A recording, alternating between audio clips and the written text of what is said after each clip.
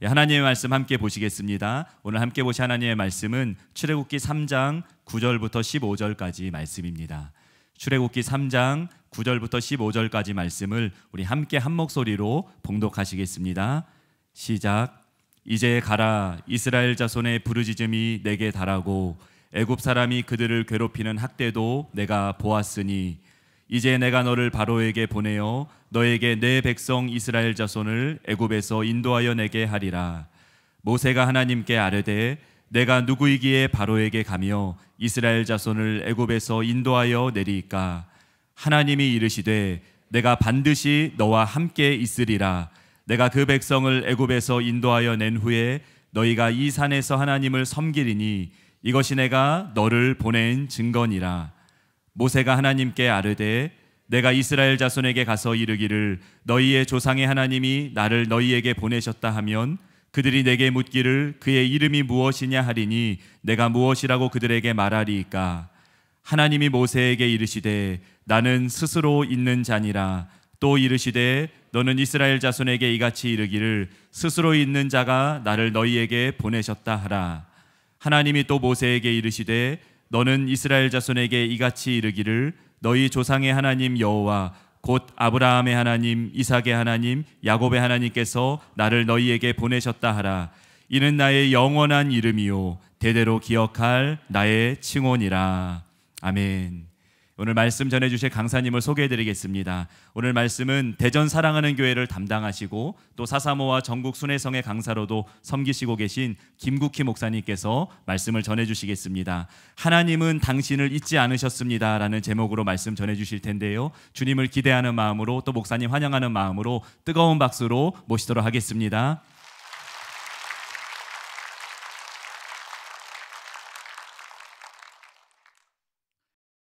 한 번 더 인사 나누시면 좋겠습니다. 오늘 제목을 가지고 인사하면 좋겠는데요, 하나님은 성도님을 잊지 않으셨습니다. 이렇게 하나님께서 오늘도 성도님에게 큰 은혜 베풀어 주실 줄로 믿습니다. 하나님은 사람을 필요로 하십니다. 담임 목사님께서 종종 말씀하신 것처럼 하나님은 항상 인력난을 겪고 계십니다. 해야 할 일은 많은데 쓸 수 있는 사람은 드물기 때문이죠. 마태복음 20장의 포도원 품꾼 비유를 보면 주인이 일반적인 고용주와는 다른 이상한 태도를 보입니다. 일반적으로 고용주들은 이른 아침 인력시장에 나가서 가장 쓸만한 사람을 택해옵니다. 그런데 이 비유의 주인은 늦은 시간까지 인력시장에 가서 사람을 데리고 옵니다. 아마도 그때까지 남아있는 사람들은 아무도 데려가지 않을 만한 어떤 결격 사유를 가진 사람들이었을 가능성이 많습니다. 류모세 선교사님의 책에 보면 이것과 관련해서 재미있는 이야기가 나옵니다.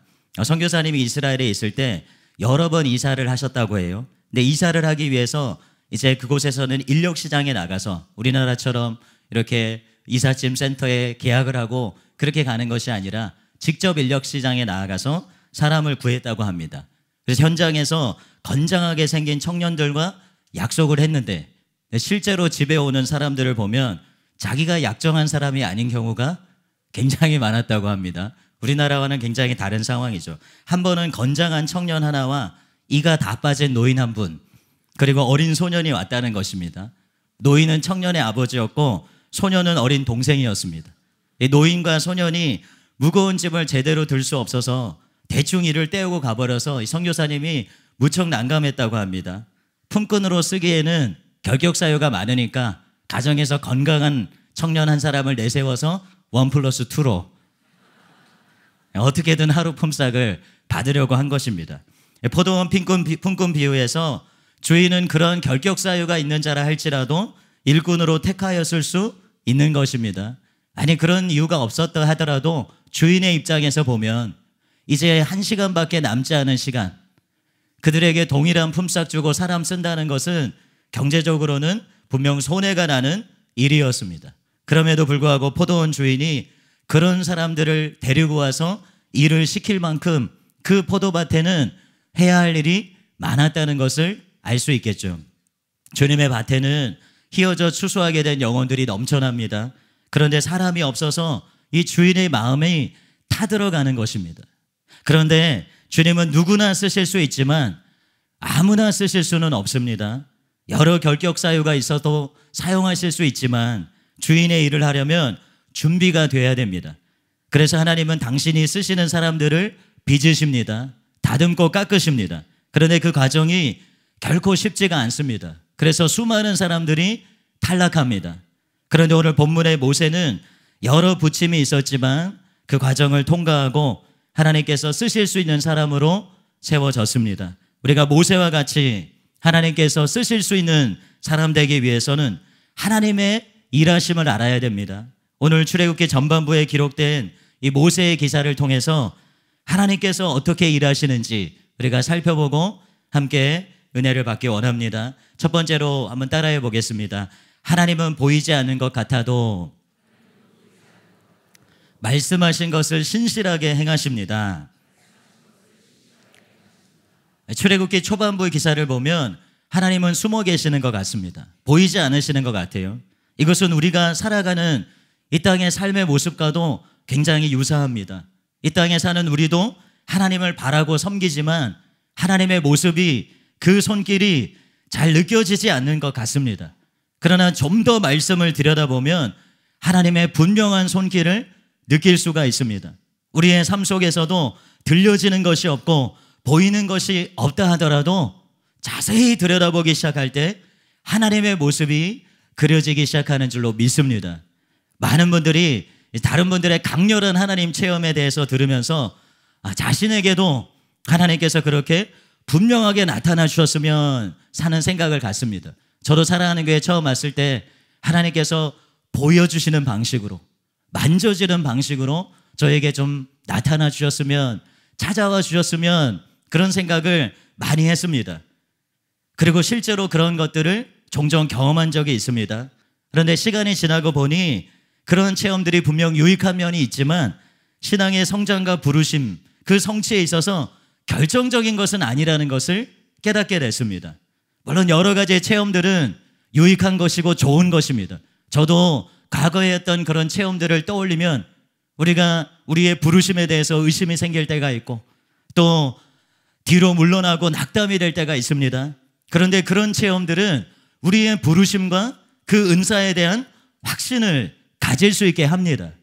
그런데 하나님께서 우리가 기대하는 방식으로 일하시도록 그분을 가두지는 마시기를 바랍니다. 케네세게 목사님께서 너무나 많은 사람들이 신비한 것을 바라다가 근원적인 것을 놓쳐버린다, 그렇게 말씀하셨어요. 우리는 단지 신비로운 체험이 아니라 우리의 삶 가운데서 분명한 아름다운 열매 맺기를, 주님 사랑하는 자 되기를, 주님 알아가는 자 되기를 바라는 자들 되어야 될 줄로 믿습니다. 이스라엘 백성들이 애굽 땅에서 흥왕케 되는 은혜를 입었습니다. 출애굽기 1장 7절에 보면 이스라엘 자손은 생육하고 불어나 번성하고 매우 강하여 온 땅에 가득하게 되었더라. 이 한 절 말씀에 이스라엘이 어떤 은혜를 입었는지가 유사하지만 굉장히 다양한 표현이 나오고 있죠. 생육하다, 불어나다, 번성하다, 매우 강하다, 온 땅에 가득하다. 그런데 학자들은 이것이 그냥 강조하는 표현으로 쓰여진 것들이 아니라는 것을 말합니다. 이 생육하다라는 뜻을 가진 파라와 번성하다라는 뜻을 가진 라반은 아브라함으로부터 요셉까지의 족장들에게 주신 그 하나님의 축복의 약속에서 계속해서 사용되는 용어들입니다. 또한 불어나다라는 뜻을 가진 이 샤라츠라는 말은 창세기에서 하나님께서 태초에 아담에게 주시고 또 노아에게 주신 명령에 쓰인 단어입니다. 또 강하다라는 뜻의 아짬은 창세기 26장에서 아비멜렉이 이삭에게 내가 우리보다 크게 강성한 즉 우리를 떠나 라고 말할 때 쓰인 말입니다. 즉 이 구절에서 믿음의 선진들인 아브라함, 이삭, 야곱에게 특화되어 사용된 이 축복과 약속의 영어들이 정교하게 나타나고 있다는 것이죠. 다시 말해서 이 구절은 창세기의 축복과 또 이스라엘 백성에게 주어진 약속들이 출애굽 때에 이스라엘에게 분명히 성취되었음을 선포하고 있는 것입니다. 이스라엘은 그냥 자연적으로 생육하고 불어나 번성한 것이 아니라는 것이죠. 그들이 특별히 다른 민족보다 건강했기 때문에 강성하고 온 땅에 가득하게 된 것이 아니라는 것입니다. 바로 하나님께서 그 조상 아브라함에게 그리고 이삭에게 야곱에게 약속하신 것이 지금 신실한 하나님의 손길을 따라서 이루어지고 있다는 것을 우리는 이 구절을 통해서 발견하게 되는 것입니다. 이처럼 주님을 경험하는 것의 핵심에는 어떤 기이한 체험하는 것이 아니라 바로 하나님께서 약속하신 것을 맛보는 것, 그 하나님께서 약속하시는 것을 하나님께서 이루시고 성취하는 것을 경험하는 것이 있는 줄로 믿습니다. 이스라엘 백성들이 이렇게 번성하게 되자 애굽은 두려워하면서 이스라엘을 학대하기 시작했어요. 그런데 놀라운 것이 무엇입니까? 이스라엘이 학대를 받을수록 더욱 번성하게 되었다는 것이, 더 퍼져나갔다는 것입니다. 요즘 우리나라의 가장 큰 문제 가운데 하나로 많은 이들이 이구동성으로 말하는 것이 있죠. 저출산의 문제입니다. 0.75명, 0.7명, 심지어는 0.65명까지 그렇게 출산율이 극심하게 떨어지고 있다고 해요. 작년 말 뉴욕타임즈에 한국은 소멸하는가 그런 제목의 칼럼이 실렸습니다. 이 칼럼니스트에 따르면 이 정도 출산율을 유지하는 국가는 한 세대를 구성하는 200명이 다음 세대에 대했을 때는 70명으로 줄어들게 된다고 합니다. 이러한 인구 감소는 14세기 흑사병이 몰고 온 유럽의 인구 감소를 능가하는 것이다, 그렇게 말하고 있어요. 굉장히 심각한 문제라는 거죠. 출산율이 이렇게 극심하게 떨어지게 된 여러 가지 이유가 있겠지만 그 가운데 하나가 바로 안정적인 직업을 갖기 어렵고 또 어렵고 주거 상황 불안한 현실 때문이라는 것입니다. 당장 자기 앞가림도 할 수 없고 편안한 처소를 마련하기 어려우니까 청년들이 결혼을 하고 자녀를 갖는 것을 꺼려한다는 것이죠. 딩크족이라고 해서 결혼을 하지만 아이는 낳지 않는 이들이 오늘 이 시대에 많다고 합니다. 그런데 이스라엘은 학대를 받는 가운데도 번성하게 되었어요. 여러분, 이게 무엇을 말해줍니까? 하나님의 예비하신 은혜가 바로 그 백성에게 임했다는 것을 말해주는 것입니다. 이스라엘을 향한 애굽의 박해, 약화되는 것이 아니라 점점 강해졌습니다. 산파를 통해서 아들들을 죽이고자 했고 이후에는 아들이 태어나면 모두 나일강에 무조건 던져 죽이려고 했습니다. 그런데 이 가운데서 하나님은 그냥 두고 보고 계시지 않았어요. 자기 백성을 건지고자 하시는 계획을 신실하게 수행하셨습니다. 모세를 더 이상 숨길 수 없었을 때 그 모친은 갈대 상자에 역청과 송진을 칠하고 강가의 갈대 사이에 두었습니다. 그런데 마침 바로의 딸이 목욕하러 나일강으로 내려와서 모세를 발견합니다. 첫 번째 우연이죠. 그는 바로의 딸로서 이 바로의 명령을 분명히 알고 있었을 거예요. 그럼에도 불구하고 바로 이 이스라엘의 아이를 보며 그 아이를 불쌍히 여기는 마음이 생겨났습니다. 두 번째 우연입니다. 그리고 누이 미리암의 말을 무시하고 애굽의 유모를 쓸 수도 있었을 텐데 그 모친을 유모로 두게 합니다. 세 번째 우연입니다. 여러분, 우연이 반복되면 필연이다, 그런 말 들어보셨을 것입니다. 영적으로 말하면 하나님 안에서는 우연이 없다는 것이죠. 하나님은 우연을 필연으로 바꾸시는 하나님이신 줄로 믿습니다. 하나님 안에 있을 때 우리의 인생은 그냥 우연히 복을 받고 우연히 형통하고 우연히 성공하는 것이 아닌 줄로 믿습니다. 여호와 이레, 하나님의 예비하신 길을 따라가고 하나님께서 계획하신 길을 따라 걷는 것인 줄로 믿습니다. 물론 그 길에는 형통과 성공만 있지는 않습니다. 많은 우여곡절이 있습니다. 시편의 기록처럼 사망의 음침한 골짜기를 통과합니다. 그러나 우리가 주님을 목자 삼기를 포기하지 않으면 반드시 주의 선하심과 인자하심이 따르게 되는 줄로 믿습니다. 여러분, 하나님의 행하심은 너무나도 신묘막측합니다.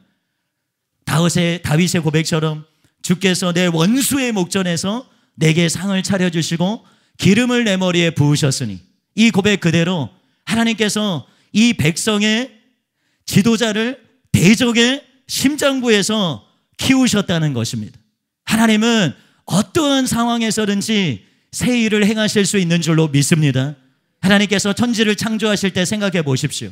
어둠이 그리고 혼돈이 가득한 그곳 가운데서 하나님께서 빛이 있으라 말씀하시니 혼돈이 질서로 어둠이 빛으로 바뀌었습니다. 에스겔 37장 죽음의 골짜기에서 주님께서 명하신 대로 선지자가 명했을 때, 말했을 때 그곳이 하나님의 지극히 큰 군대가 일어나는 처소가 되었습니다. 여러분 삶 속에 어둠이 있습니까? 혼돈이 있으십니까? 주님께서 말씀하시면 단 한순간에 빛이 임하고 질서가 임하게 되는 줄로 믿습니다. 과거에 저의 삶 가운데도 혼돈이 있을 때가 있었습니다. 혼돈 가운데 거하실 때가 있어요. 그런데 그때 주님께서 나는 너를 건지기를 원한다. 나는 너를 새롭게 해서 사용하기를 원한다. 그렇게 말씀하셨을 때 그 모든 혼돈이 거두어지게 되었습니다. 그래서 주님의 말씀을 사모하고 말씀 듣기를 갈망하는 저와 여러분 되시기를 바랍니다. 절대로 우리의 인생이 우연히 이루어졌다고 여기지 마십시오. 우연히 얻게 될 복을 바라지 마십시오. 로또 오늘 혹시 사오신 분 계십니까? 이것은 세상 사람들의 가슴을 뛰게 하는 것이지만 그리스도인의 삶의 방식은 아니라는 것이에요. 저희 어머니 댁 이렇게 갔다 오는다 보면 항상 줄을 서 있는 그런 로또 복권 파는 가게가 있습니다. 왜 그런가 봤더니 2등이 나온 곳. 사람들이 로또를 당첨받기 위해서 그 운에 자신을 들이지만 우리에게는 확실한 길, 너무나 분명한 길이 있는 줄로 믿습니다. 바로 하나님께서 함께 하셔서 인도하시는 길입니다. 그 길은 대적이 아무리 막아서도 하나님께서 그들을 완전히 뚫어 내리시는 줄로 믿습니다. 때로 우리가 잘못 선택하고 잘못 결정한 많은 것들 있을 수 있습니다. 저의 삶 가운데도 그런 것들이 있었어요. 그리고 사단은 종종 그런 것들을 통해서 저의 발목을 잡습니다. 전진하지 못하게 합니다. 가끔 성도님들과 이렇게 상담을 하다 보면 예전에 잘못된 선택 때문에, 잘못된 결정들 때문에 과거를 살아가시는 분들이 계세요. 현재를 살아가지 못하고 미래를 꿈꾸지 못하고 그저 과거에 갇혀있는 분들이 계십니다. 내가 모든 것을 망쳐버렸습니다. 자신을 자책하면서 미래를 꿈꾸지 못하는 분들이 계십니다. 그러나 하나님께서는 모든 것이 끝났다고 여기시는 그곳에서 새 일을 행하시는 분이신 줄로 믿습니다. 우리가 알거니와 하나님을 사랑하는 자, 곧 그의 뜻대로 부르심을 입은 자들에게는 모든 것이 합력하여 선을 이루느니라. 여러분, 이 말씀에서 모든 것에 예외될 것은 없습니다. 이 모든 것에는 우리의 실수도 포함됩니다. 많은 어려운 상황들 포함됩니다. 심지어는 우리가 저지른 죄와 허물까지도 이 모든 것에서는 예외될 수 없어요. 우리가 지금 주님을 찾기 시작하면, 여러분들이 주님을 진정으로 사랑하는 자가 되기 시작하면 하나님은 합력하여 선을 이루시는 것입니다. 하나님에게는 플랜 A만 있는 것이 아니에요. 플랜 B, 플랜 C, D, E, F, G 오늘 하루 종일 할 수 있습니다. 무한대의 대비책이 있으심을, 하나님에게는 무한대의 대비책이 있으심을 의심하지 않는 저와 여러분 되시기를 바랍니다. 두 번째로 한번 따라해 보겠습니다. 하나님은 자기 백성의 부르짖는 소리를 절대로 외면하지 않으십니다. 이 출애굽기 서두에서 이스라엘에게 닥친 문제의 발생, 무엇에서부터 기인한 것입니까? 1장 8절에 보면 요셉을 알지 못하는 새 왕이 일어나 애굽을 다스리더니, 문제의 발단이 무엇이었습니까? 요셉을 알지 못하는 새 왕이 일어나는 것이었어요. 요셉을 통해서 이스라엘이 복을 받게 됐는데 이제는 요셉도 없고 그 형제들도 없고 그 시대의 사람들이 없습니다. 그러면 이 문제를 어떻게 풀어야 합니까? 세상 사람들은 생각할 것이에요. 이전에 바로가 요셉에게 호의를 베풀었던 것처럼 이스라엘 백성에게 호의를 베풀어 줄 사람을 찾으면 되지 않겠는가? 외교적인 방법을 통해서 바로의 마음을 돌이키려고 애쓰면 되지 않겠는가? 그런데 오늘 말씀은 이런 세상적인 방법에는 관심이 없습니다. 우리가 세상 살아가다 보면 많은 문제를 만납니다. 피했다고 생각하는데 또 다른 문제를 넘어섰다고 생각하는데 또 다른 장애를 만날 때가 있어요. 그런데 자동적으로 우리의 심령에서 땅의 방법을 향할 때가 많습니다. 도와줄 사람이 없는지, 도움을 받을 세상의 길이 없는지, 이런 방법 저런 방법 찾아 헤매기가 너무나 쉽습니다. 물론 우리가 땅에 살고 있기 때문에 땅에서 공급받을 수 있는 유익한 것들 찾는 거 잘못된 것은 아니죠. 우리 사사모에서 놀라운 기적들이 계속 일어나고 있지만 우리는 의사의 도움 받는 것을 터부시하지 않습니다. 의사와 합력합니다. 의료적인 치료와 하나님의 도우심은 합력하는 것입니다. 그렇지만 우리가 첫 번째로 찾아야 되는 것은 세상이 아니라는 것이에요. 성경은 아사의 죽음 직전의 기록으로 그가 발에 병이 들었는데 의사들에게만 구했다고 기록하고 있습니다. 의사들을 찾아간 게 문제가 아니라 하나님께는 구하지 않고 의사들만을 구했던 그 모습이 합당하지 않다는 것을 말해주고 있는 것이죠. 우리 중심에서 가장 의지해야 될 것은 세상의 도움 아닌 줄로 믿습니다. 문제를 만났을 때 우리의 눈은 가장 먼저 하나님을 향해야 되는 것이, 내가 산을 향하여 눈을 들리라. 나의 도움이 어디서 올까? 나의 도움은 천지를 지으신 여호와에게서로다. 오늘 말씀에서 문제의 시작이 요셉을 알지 못하는 왕이 일어나는 것이었다면 문제의 답은 무엇입니까? 이제 이스라엘을 아는 이가 일어나면 되는 것이죠.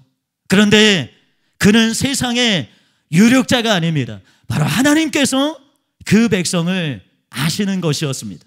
재벌 총수가 또 어떤 권력자가 여러분을 안다고 생각해 보십시오. 그것도 조그마한 것이 아니라 언제든지 도움을 받을 수 있는 막역한 그러한 사이라고 생각을 해보십시오.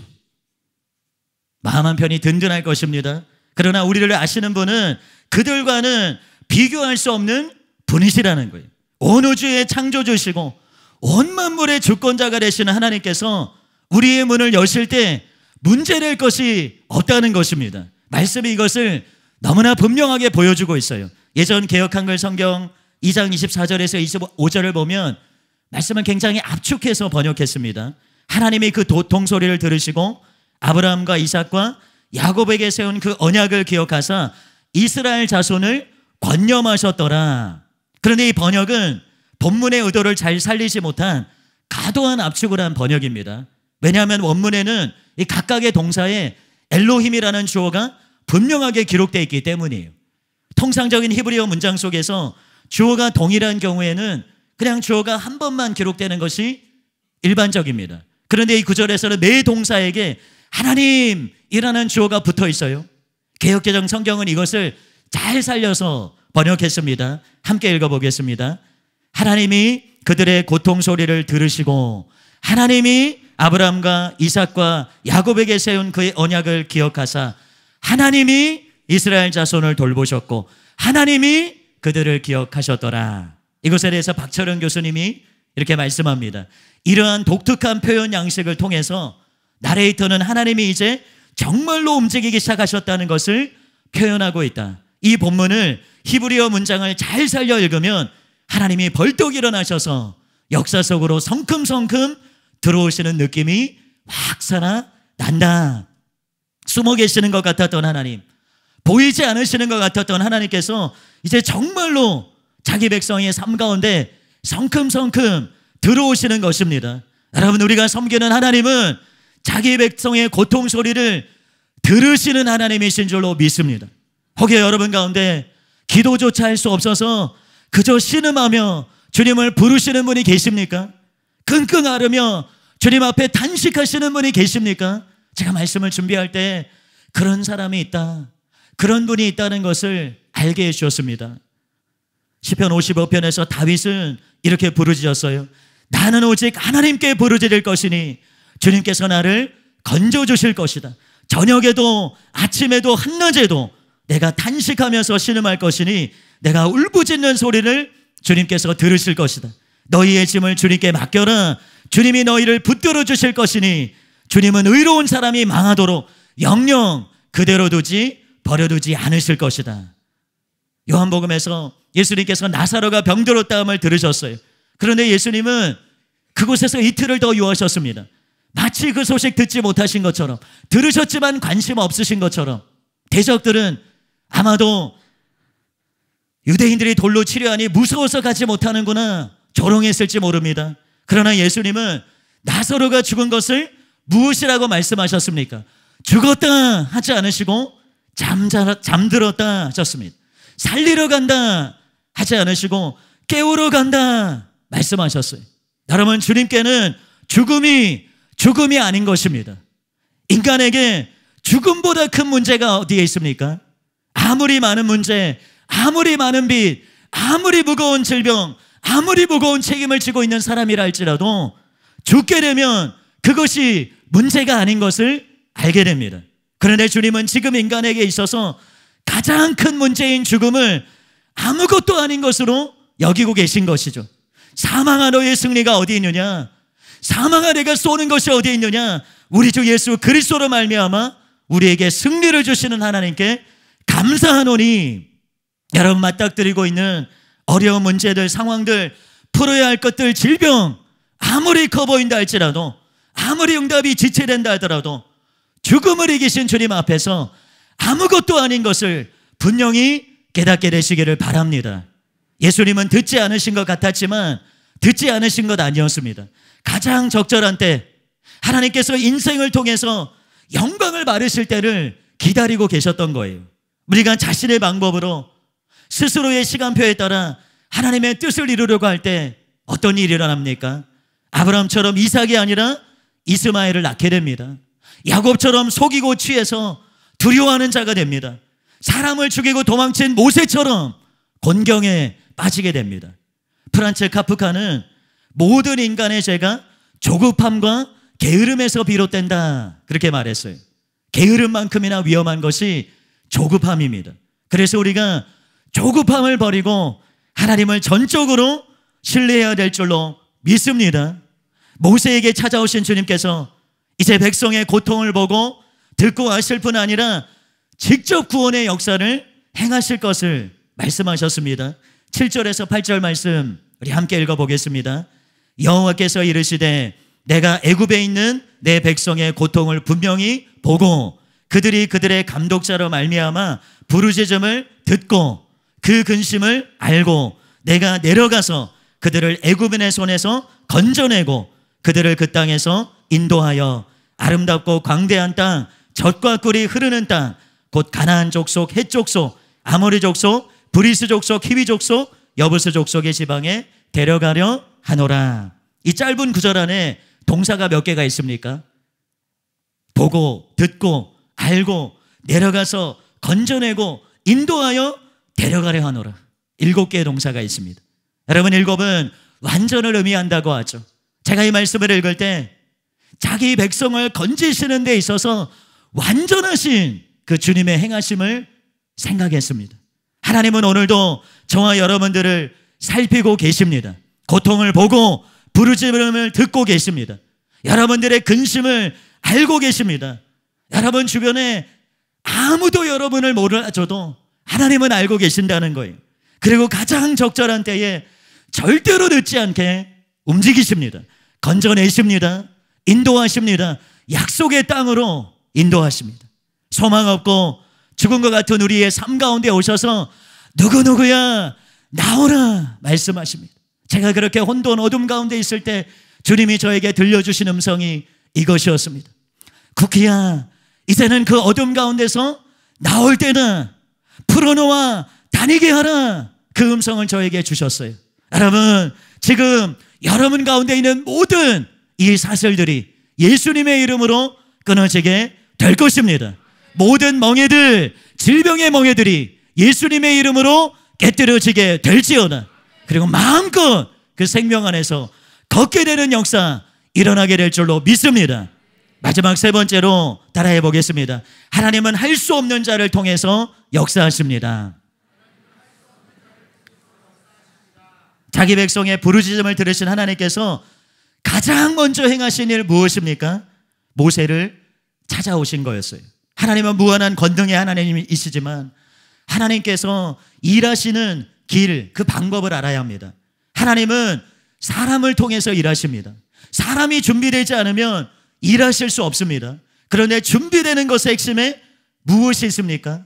지혜를 갖추는 것, 능력을 갖추는 것입니까? 은사를 구비하는 것입니까? 다 필요한 것이지만 무엇보다도 자신을 아무것도 아닌 자로 인식하는 것이 그 핵심에 있습니다. 여러분 잘 아시는 D.L. 무디 목사님이 이 모세의 120년의 인생을 40년으로 3등분하면서 이 각각의 기간에 대해서 이렇게 구분해서 말씀했습니다. 첫 번째 40년은 I am somebody, 자신이 무엇인가 된 것처럼 생각하는 시기라는 거예요. 두 번째 40년은 I am nobody, 자신이 아무것도 아닌 것을 깨닫는 시기입니다. 마지막 40년은 I am God's body, 하나님의 친구로 살아가는 시기였다는 것이죠. 자기가 무엇인가 되었다고 여겼을 때, 그래서 자신의 방법대로 하려고 했을 때 그는 하나님의 뜻을 이룰 수가 없었습니다. 하나님의 역사는 하나님께서 이루지 않으시면 절대로 온전히 이루어질 수 없는 줄로 믿습니다. 아무리 자기가 동원할 수 있는 거 다 동원해도 일이 풀어지는 것이 아니라 도리어 더 꼬이게 되는 것이, 그렇게 생기지 않았는데 저 장교로 군 생활을 했습니다. 나름 열심히 훈련에 임하고 여러 필요한 지식들을 충분히 갖췄다고 생각했습니다. 소대장으로 철원에 있는, 굉장히 춥습니다, 자대에 배치되고 처음 훈련에 참여하게 됐어요. 미리 작전 지역을 돌아보고 지형과 부대 위치를 확인하고 예상 이동 경로를 따라가 보기도 했습니다. 첫 훈련이니까 얼마나 만발의 준비를 했겠습니까? 독도법이라고 해서 지도를 읽고 지형을 맞춰가는 거 자신이 있다고 생각했어요. 주로 야간에 이동하고 침투해서 적의 위치를 파악하는 훈련이었습니다. 호기롭게 소대원들을 이끌고 훈련에 참여했어요. 그런데 한참을 소대원들과 땀을 뻘뻘 흘리면서 어느 지점으로 이동을 했어요. 주변을 둘러봤는데 출발한 자리에 서 있었습니다. 이 산이 아닌가요? 꿈을 꾸는 것 같았습니다. 얼마나 당황이 되고 얼마나 앞이 캄캄했는지, 그때 저는 제가 모른다는 것을 소대원들의 표정을 보면서 중심으로 인정하게 됐습니다. 모세가 광야에서 40년간 양을 치고 있을 때 무슨 생각을 했을까요? 성경은 모세의 40년간 생애를 자세히 설명하지 않습니다.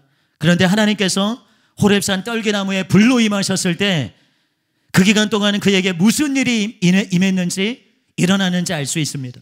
그는 자기 자신이 얼마나 무력한 존재인지를 깨달은 것입니다. 그래서 그는 하나님의 부르심 앞에서 당당하게 제가 하겠습니다 답하지 않았어요. 내가 누구이기에 바로에게 가며 말했습니다. 자신이 아무것도 할 수 없다고 여겼을 때 하나님께서 찾아오신 것입니다. 우리가 어떤 일을 처음 시작할 때는 대부분 자신이 잘할 수 없다고 여깁니다. 그래서 주님을 간절히 의지합니다. 그런데 어느 정도 성과가 나고 열매가 맺히면 어떻게 됩니까? 마치 자신이 할 수 있는 것처럼 행동합니다. 주님을 간절히 찾지 않습니다. 전적으로 주님 의지하지 않습니다. 주님이 계속 더 두고 보십니다. 그러면 이제 할 수 없다는 것을 깨닫게 됩니다. 그 시간이 길어지면 비로소 내가 누구이기에 라는 고백이 생겨나게 되는 것이죠. 이때 비로소 주님은 일하시기 시작하는 것이, 너는 마음을 다하여 여호와를 신뢰하고 내 명철을 의지하지 말라. 너는 범사의 그를 인정하라. 그리하면 내 길을 지도하시리라. 여러분, 주님이 일어나시면 문제는 단번에 해결됩니다. 주님 역사하시면 놀라운 역사가 일어납니다. 그런데 그 전에 주님은 우리의 힘을 빼시게 하십니다. 밟히게 하십니다. 무시당하게 하십니다. 천대받게 하시고 쓸모없는 자로 여김받게 하십니다. 주님이 우리에게 관심이 없으셔서가 아닙니다. 주님 우리의 상황을 모르셔서가 아닙니다. 주님은 내가 누구이기에 라는 답을 하기까지, 우리가 아무것도 아니라는 것을 알기까지 기다리시는 거예요. 그때서야 비로소 하나님의 온전한 역사가 가능해지기 때문입니다. 나는 아무것도 아닙니다 라는 고백이 그저 입술의 고백이 아니라, 배워서 지식으로 고백하는 것이 아니라 중심의 고백이 되어야 할 줄로 믿습니다. 그럼 모세처럼 우리에게도 육의 본성이 있어요. 내 힘으로 해보고자 하는 마음이 있습니다. 그래서 우리에게도 고난이 필요한 거예요. 짓밟히는 게 필요합니다. 인정받지 못하는 거, 무시당하는 것이 필요한 것입니다. 누가 그렇지 않다고 말할 수 있겠습니까? 높아지고 인정받는 것만이 복이 아니라는 것이, 내가 누구이기에 이 고백을 할 수 있게 한다면 고난은 인정받지 못하고 무시받는 것은 축복인 줄로 믿습니다. 그러나 우리가 다 깨뜨려지고 부서지고 나서 이 고백을 하기 전에 하나님께서 우리에게 빛을 비추어 주셔서 속히 깨닫는 자가 될 수 있도록 은혜를 구해야 될 줄로 믿습니다. 하나님께서 어떤 이름으로 여호와 하나님을 알려야 하느냐, 모세의 질문에 나는 스스로 있는 자이다 말씀하셨습니다. 원어로는 에흐예 아쉐르 에흐예라는 말입니다. 이에 대해서 무수히 많은 해석이 있어요. 그러나 문맥에서 가장 중요한 것이 무엇입니까? 무엇보다도 자기 백성을 건지시는 하나님의 무한한 능력입니다. 에흐예 아쉐르 에흐예라는 말 풀어서 말하면 창조함을 받지 않으신 분, 스스로 창조하시는 분이라는 말입니다. 그분은 존재하지 않으신 적이 없습니다. 또한 계시지 않은 곳이 없습니다. 그분이 말씀하실 때 어떤 것이 생겨나고 죽었던 것이 살아납니다. 반대로도 마찬가지, 있었던 것도 없어지고 살았던 것도 무로 돌아갑니다. 하나님은 지금도 살아계시고 앞으로도 영원히 계시는 분이세요. 그분이 행하시는 것을 막을 것은 아무것도 없다는 것입니다. 우리는 이것을 출애굽기 서두에서 조금 확인했습니다. 애굽이 아무리 이스라엘을 박멸하려고 해도 더 번성해 갔습니다. 이후에 출애굽의 여정 가운데 끈질긴 방해가 있었지만 어떻게 하나님께서 이 일을 이루시는지 보게 됩니다. 그분은 존재하시되 그냥 거기 계신 것이 아니라는 것입니다. 누구에게도 방해받지 않으시고 누구의 간섭도 받지 않으시고 자신의 분명한 뜻을 가지고 거기에 계신 것입니다. 스스로 계신 분이시기 때문에 누구에게도 의존하지 않으시고 누구의 조언도 필요로 하지 않으시고 누구의 판단도 개의치 않으시고 자신의 뜻을 이루시는 분이십니다. 이것이 바로 에흐예 아쉐르 에흐예로 자신을 나타내신 하나님의 무한하신 능력이라는 것이에요. 무엇보다도 하나님은 자기 백성의 필요를 채우시기에 충분하신 분이십니다. 하나님은 단지 자기의 능력 과시하시는 것이 아니에요. 나는 너희와 다른 존재다 구분하시는 것이 아닙니다. 하나님은 단순히 자신을 에흐예 아쉐르 에흐예로만 나타내지 않으셨어요. 아브라함의 하나님, 이삭의 하나님, 야곱의 하나님으로 말씀하셨습니다. 영원히 기억할 나의 칭호다. 이것이 영원히 기억할 나의 이름이다 말씀하셨습니다. 이것이 무엇이기 때문입니까? 바로 아브라함에게 말씀하신 하나님, 이삭에게 말씀하신 하나님, 야곱에게 말씀하신 하나님, 바로 아브라함과 이삭과 야곱과 언약을 맺으신 하나님, 그래서 그 언약을 반드시 이루시는 신실한 하나님으로 자신을 나타내시는 것입니다. 이 하나님 앞에서 저와 여러분들이 무엇인가가 될 필요가 없다는 것이에요. 우리는 그분의 자녀가 되면 되는 것입니다. 우리 아이들이 냉장고 문을 열 때 엄마 아빠에게 물어보지 않습니다. 엄마 아빠 눈치 보지 않습니다. 당당하게 문을 엽니다. 당당하게 그 안에 있는 것들을 취합니다. 자녀가 된다는 것이 그런 것이죠. 그분을 철저하게 의지하는 자, 그분을 온전히 바라는 자가 되면 되는 것입니다. 그 인도를 따르면 족한 것입니다. 저와 여러분들이 중심으로 내가 누구이기에 고백할 수 있는 자를 되시기 바랍니다. 그러나 거기에서 멈추지 마십시오. 내가 반드시 너와 함께 있으리라, 이 음성을 듣게 되시기를 바랍니다.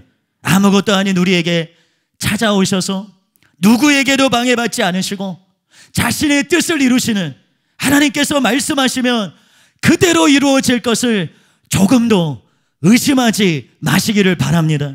그가 채찍에 맞음으로 너희는 나음을 얻었나니 주님 말씀하셨으니 예수님의 이름으로 치유를 주장하시기를 바랍니다.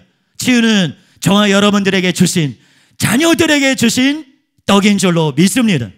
주님은 나사로의 죽음 앞에서 죽은 지 나흘이래요 냄새가 나는 상황에서 단식하는 너희들에게 내 오라비가 다시 살아나리라 말씀하셨어요. 그때 마르다는 마지막 날 부활 때에는 다시 살아날 줄 내가 압니다 답했습니다. 어떤 면에서는 믿음의 고백 같아요. 그러나 주님은 만족하지 않으셨습니다. 주님은 미래의 부활, 미래에 나타날 하나님의 역사, 그것만을 믿는 것이 믿음이 아니라 그날 그들 가운데 나타날 부활, 어제의 하나님이 아니라 내일의 하나님이 아니라 바로 오늘 역사하시는 하나님으로 자신을 나타내기를 원하셨습니다. 하나님은 바로 오늘 이곳에서 역사하시는 하나님이신 줄로 믿습니다. 주님은 오늘도 저와 여러분들에게 네가 믿으면 하나님의 영광을 보리라 말씀하십니다. 하나님께서 때를 놓쳤다고 생각하지 마십시오. 영원부터 계셨고 영원히 계실 하나님은 최고의 때를 알고 계십니다. 모세가 광야에서 거하며 5년이 지나고 10년이 지났을 때 무슨 생각했을까요? 20년이 지나고 30년이 지났을 때 어떤 마음이었을까요? 이제 40년이 지나갔을 때 여러분 모세는 그 삶에 익숙해졌을 것입니다.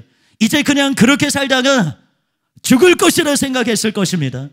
그런데 하나님은 모세에 대해서 전혀 다른 생각을 갖고 계셨습니다. 제가 젊은 청년 시절에 제 인생이 끝났다 생각했을 때가 있습니다. 자존감은 바닥이었고 육체의 질병이 저를 짓누르고 있었습니다. 그런데 바로 그곳에서 바로 그때에 주님께서 어느 때보다도 큰 소리로 말씀하기 시작하셨어요. 하나님 말씀하지 않으신 것이 아니었습니다. 끊임없이 말씀하셨는데 제가 못 들었던 거예요. 제가 들을 수 있는 상태가 아니었던 거예요. 그런데 바로 내가 누구이기에 라는 마음의 자세가 되니 그때부터 주님의 음성이 크게 들리기 시작하는 거예요. 주님이 말씀하시는 것을 들을 수 있는 것입니다. 나는 너를 향해서 전혀 다른 생각을 갖고 있다 말씀하시는 주님의 음성이 그때부터 들리기 시작했습니다. 여러분, 인간의 끝은 하나님의 시작인 줄로 믿습니다. 끝났다고 생각하시는 분 계십니까? 아무런 미래를 기약할 수 없다, 꿈꿀 수 없다 생각하시는 분 계십니까? 여러분, 모세에게 80에 찾아오신 하나님, 모든 것이 끝났다고 생각하는 그때에 이제 새 일을 행하겠다고, 이제 새로운 역사를 이루겠다고 찾아오신 그 하나님의 역사를 기억하는 저와 여러분 되시기를 바랍니다. 새롭게 출발할 수 있도록, 새롭게 시작할 수 있도록 하나님께서 기대할 수 없는 문을, 바랄 수 없는 문을 이제 다시 여러분의 앞에서 내는 것이, 그 하나님을 전심으로 의지하고 바라보는 여러분 되시기를 예수님의 이름으로 축복합니다. 결론을 말씀드립니다. 사무엘하 9장에 보면 다윗이 사울의 집에 남은 사람을 찾습니다. 요나단과 맺은 언약을 기억했기 때문이죠. 다윗은 시바를 통해서 요나단의 아들 무비보셋이 로드발이라는 지역에 암미엘의 아들 미갈의 집에 있다는 소식을 듣습니다. 그래서 사람을 보냅니다.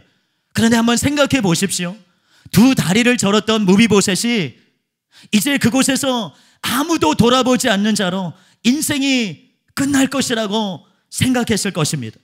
이 로드발은 풀이 없는 적막한 아무것도 없는 그런 뜻을 갖고 있어요. 왕족에서 한순간에 몸이 상하고 도망쳐서 미래가 없는 땅에 갇히게 되었습니다. 그가 마겔의 집에 있는데 멀리서 말발굽 소리가 들립니다. 자욱한 모래먼지 사이로 가만히 보니 범상치 않은 모습을 한 전령이 깃발을 들고 달려오고 있습니다. 이때 무비보셋의 마음이 어떠했겠을까요? 여러분, 그 마음이 철렁 가라앉지 않았겠습니까? 드디어 때가 왔구나. 이제 사울의 가문인 나를 죽이기 위해서 왕궁에서 찾아왔구나 생각하지 않았겠습니까?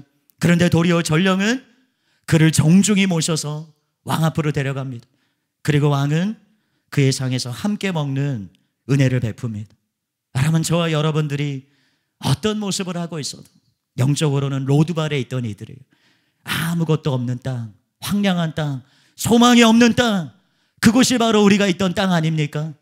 그런데 하나님께서 언약을 기억하시고 자기 백성과 맺은 언약을 기억하시고 그 로드발 땅, 아무 소망 없는 땅, 아무 기약 없는 땅에 기꺼이 전령을 보내주신다는 것입니다.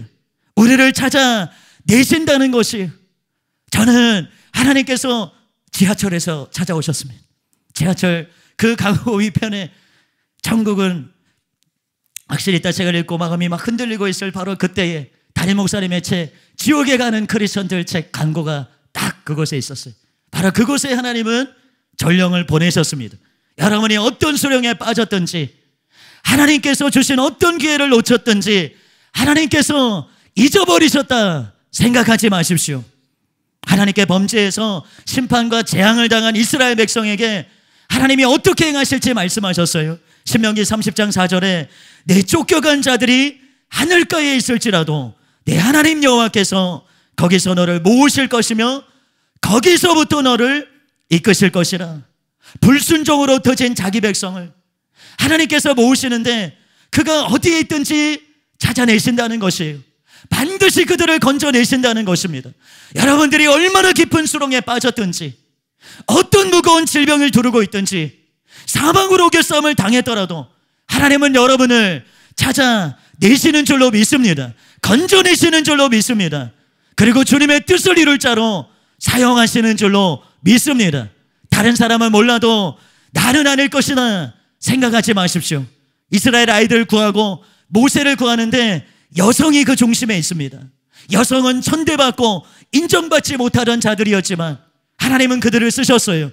이스라엘의 산파들처럼 하나님을 경외하는 자, 모세의 모친처럼 최선을 다하고 하나님의 도우심을 기다리는 자, 모세의 누이처럼 포기하지 않고 하나님이 주시는 기회를 포착하는 사람, 이런 자들을 통해 하나님의 역사를 이루는데 중요한 통로가 된 것입니다. 혹 여러분 가운데 저는 죄를 씻을 수 없는 죄를 지었습니다 생각하는 분이 계십니까? 레위기 9장에 보면 모세의 형 아론이 대제사장으로 처음 드리는 속죄제를 드립니다. 이 속죄제의 제물로 수송아지를 바치게 하십니다. 레위기 다른 본문이나 구약 전체에서 수송아지가 제물로 드려지는 경우는 거의 전무합니다. 수송아지라고 번역된 구절들이 있는데요, 수소로 해석하는 것이 맞습니다. 이 수송아지라는 단어는 출애굽기 32장의 황금송아지 사건과 연결이 되어 있습니다. 즉 아론이 집례한 첫 제사는 레위기 9장에 하나님께 드리는 영광스러운 제사가 아니었어요. 여러분, 아론이 드렸던 첫 제사는 출애굽기 32장 바로 황금송아지 우상에 드렸던 제사였습니다. 여러분, 이러한 과거를 볼 때 이스라엘의 첫 대제사장의 이 위엄을 얻기에 아론은 합당한 사람이 아니었다는 것입니다. 그러나 하나님은 그의 과거의 허물을 떠올리게 하시는 제물로 속죄제를 드리게 하시고 그 모든 것을 잊으셨습니다. 그리고 그에게 중책을 맡기셨습니다. 여기에 아론과 같지 않은 사람이 어디 있습니까? 베드로와 같은, 하나님을 3번이나 부인한 베드로와 같지 않은 분이 어디에 있습니까? 데렉 키드볼은 말합니다. 하나님은 평범하고 흠이 있는 인간을 사용하여 그분의 목적을 이루시고 그분의 영광을 드높이시는데 전문가이시다. 이란 테헤란에 있는 왕궁에 가면 세계에서 가장 아름다운 모자이크 건물 중 하나가 있다고 합니다. 천장과 벽은 여러 각도로 굴절되는 다이아몬드처럼 영롱한 빛을 낸다고 합니다. 그런데 원래 이 궁을 건축가가 디자인했을 때 벽면에 거대한 유리거울을 붙일 계획이었다고 해요. 그런데 프랑스에서 주문한 유리거울이 도착했을 때 유리는 산산조각이 나 있었습니다. 그래서 이 자재 조달업자가 깨어진 거울을 쓰레기통에 다 던져 넣었어요. 그런데 건축가가 이 깨어진 거울 조각들을 모두 수거해서 벽에 붙이도록 했어요. 그래서 은은하게 반짝거리는 유리 조각들로 아름답게 빛나는 모자이크 건물이 생겨나게 된 것입니다. 여러분, 하나님은 깨어진 우리의 인생을 가지고 아름다운 형상으로 빚으시는 분이신 줄로 믿습니다. 실패하고 무너진 상황 가운데서도 하나님은 당황하지 않으십니다. 바로 다음 계획 가운데로 들어가십니다. 하나님의 손길 보이지 않아도 때가 되면 당신의 손을 보여주십니다. 하나님의 행적 보이지 않고 느껴지지 않아도 하나님은 당신의 발자국을 나타내십니다. 결국은 당신의 얼굴을 우리에게 비춰주십니다. 여인이 어찌 그 젖먹는 자식을 잊겠으며 자기 태에서 난 아들을 긍휼히 여기지 않겠느냐. 그들은 혹시 잊을지라도 나는 너를 잊지 아니할 것이라. 혹 여러분의 가족이 여러분을 잊어도, 여러분이 인정받기를 원했던 어떤 누군가에게 무시를 받고 인정을 받지 못했다 할지라도 하나님은 여러분을 잊지 않으셨습니다. 실패의 바다 가운데 허우적거릴 때 주님은 손을 내밀어 주십니다. 다시 우리를 무리로 끌어올리시고 다시 시도해보라고, 다시 한번 걸어보라고 말씀하십니다. 우리가 그 길을 걸을 때 끝까지 경주를 완주하고 주님의 뜻을 다 이루는 자로 서게 될 것입니다. 하나님께서 다시 말씀하십니다. 하나님께서 우리에게 도전하십니다. 나는 너를 절대로 잊지 않았다. 나는 너에게 또 다른 기회를 주기를 원한다. 나는 너에게 이전보다 더 큰 계획으로, 이전과는 또 다른 차원으로 생명의 역사, 영광의 역사를 이룰 동력자로 너를 부르고 있다 말씀하시는 이 주님의 음성 듣게 되시는 저와 여러분 되시기를 예수님의 이름으로 축복합니다. 우리 들으신 말씀을 기억하며 함께 기도하기를 원합니다. 선하신 하나님 아바 아버지, 하나님 아바 아버지, 하나님 우리의 모습이 어떻습니까? 하나님 우리의 실상이 어떻습니까? 하나님 우리가 모세와 같고, 하나님 아버지 우리가 실패한 모세와 같고, 하나님 우리가 실패한 아론과 같고, 하나님 우리가 실패한 베드로와 같지 않습니까? 하나님 아버지 우리가 주님을 전적으로 의지함으로 시작했지만 하나님을 잊어버리고 하나님을 놓쳐버리고 마치 우리가 할 수 있는 것처럼, 마치 우리의 힘으로 이룰 수 있는 것처럼 하나님 그렇게 우리의 힘으로 해보겠다고, 하나님 그렇게 우리 자신의 힘으로, 그렇게 우리의 지혜로 해보겠다고 하나님 앞에서 하나님 아버지 나 자신을 드러내고 하나님 나의 지혜를 드러내고 능력을 드러내지 않았습니까? 하나님 잊어버리고 하나님 은혜 인지를 망각하고 하나님 내가 홀로 걸어가 보겠다고, 하나님 내가 홀로 무리를 걸어가 보겠다고 하나님 그렇게 말하는 자 아니었습니까?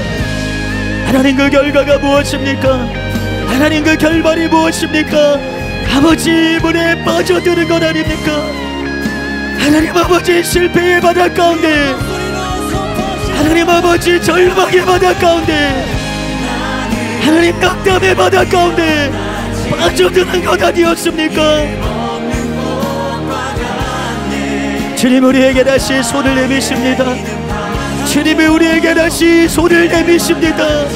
우리가 어떤 가운데 있든지, 우리가 어떤 사방으로 겨싸움을 당하고 있든지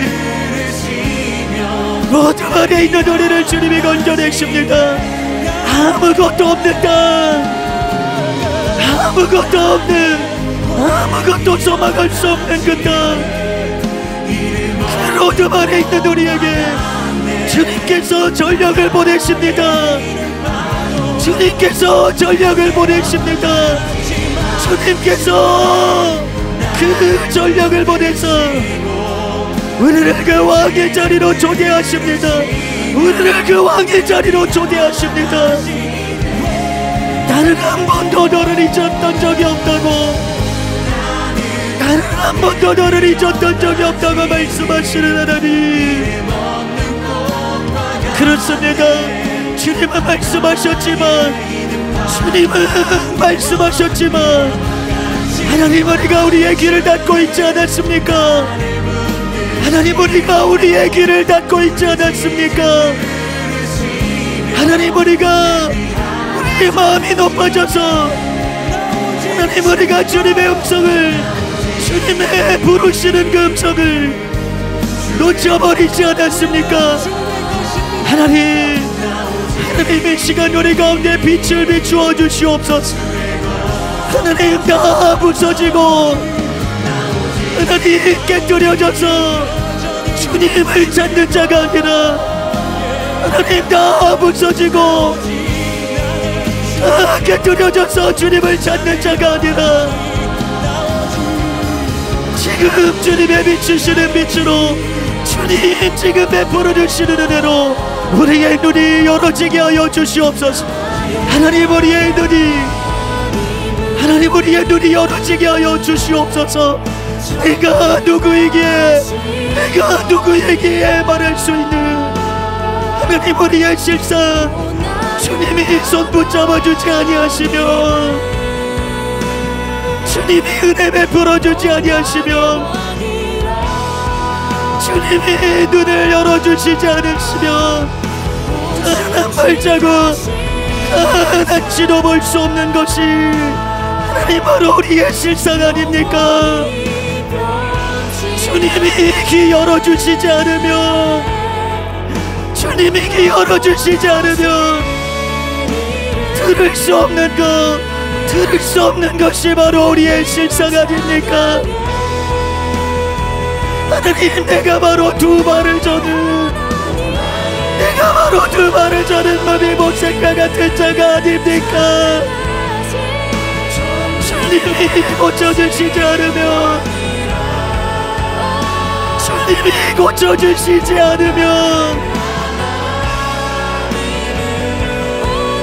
바로 그곳에서 누구도 나를 찾지 않는 소망 없는 땅에서 그렇게 끝나버릴 자가 아닙니까?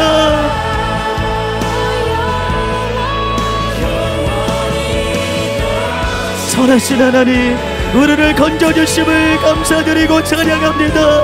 우리를 그 어둠 아래서, 우리를 그 적막한 땅에서, 우리를 그 먼지만 가득한 땅에서, 어둠과 온돈의 땅에서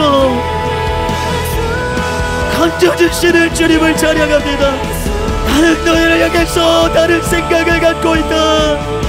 나는 너를 향해서 다른 꿈을, 나는 너를 향해서 다른 계획을 갖고 있다. 말씀하시는 주님의 음성을 들을 수 있는 자들이 되게 하소서. 들을 수 있는 자들이 되게 하여 주시옵소서. 하나님, 은혜가 내는 무엇이간데 내가 무엇이기에 그치는 것이 아니라 내가 너와 함께하여 말씀하시는 주님의 음성 듣기를 원합니다.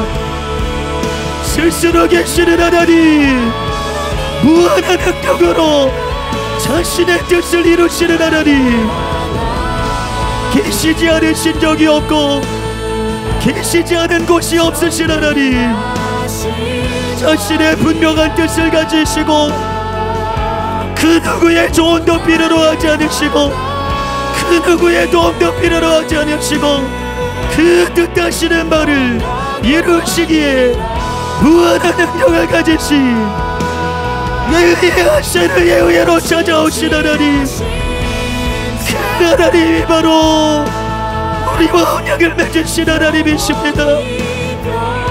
그 하나님이 바로 언약을 절대로 잊어버리지 아니하시는 하나님이십니다. 하나님, 우리가 드릴 제사는, 하나님, 우리의 인생에서 가장 먼저 드렸던 제사는 세상을 향한 제사였지만, 세상 우상을 향해 드린 제사였지만, 세상 우상을 향해 드린 제사였지만, 하나님이 우리를 속죄제를 드리게 하시고 주님이 우리를 그 피로 깨끗이 씻어주셔서 영광스러운 제사장의 직분으로, 그 영광스러운 제사장의 직분으로 왕같은 제사장의 직임으로 우리를 부르셨습니다. 우리를 불러주셨습니다. 주의 선하심을, 주님의 미쁘심을 열방에 증거하라고, 주님의 선하심을, 주님의 그 선하심을 열방에 증거하라고 왕같은 제사장으로 자격 없는 자에게 은혜를 베풀어 주셨습니다. 하나님 아버지, 어찌 감사하지 않으려, 어찌 감격하지 않겠습니까? 그 은혜 어찌 감사하지 않을 수 없고, 하나님 아버지, 그 은혜 어찌 감격 어찌 않을 수 있겠습니까? 다시 일으켜주시는 주님의 손길, 다시 우리에게 찾아와 말씀하시는 주님의 음성. 내가 너를 사람 남겨 어부가 되게 하리라. 네가 너를 사람 남겨 어부가 되게 하리라. 실패로 점철된 자에게 찾아오셔서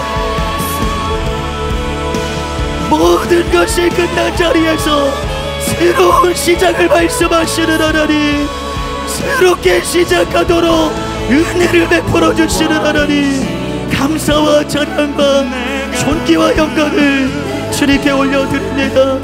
주님 영광을 받으시옵소서. 주님 영광을 받으시옵소서. 하나님 아버지 오늘 이 시간도 하나님의 그 선하신 뜻을 맛보아하는 시간 되게 하여 주시옵소서. 하나님 어떤 질병으로 찾아왔습니까? 하나님 어떤 문제를 가지고 왔습니까? 하나님 모든 멍에가 끊어지게 하시고 모든 사슬 깨뜨려지게 하시고 하나님의 새롭게 하시는 은혜 반드시 맛보는 모든 귀한 성도님들 될 수 있도록 하나님 은혜 베풀어 주시옵소서. 감사와 찬양과 존귀와 영광을 주님께 올려드립니다. 모든 말씀 예수님의 이름으로 기도합니다. 아멘.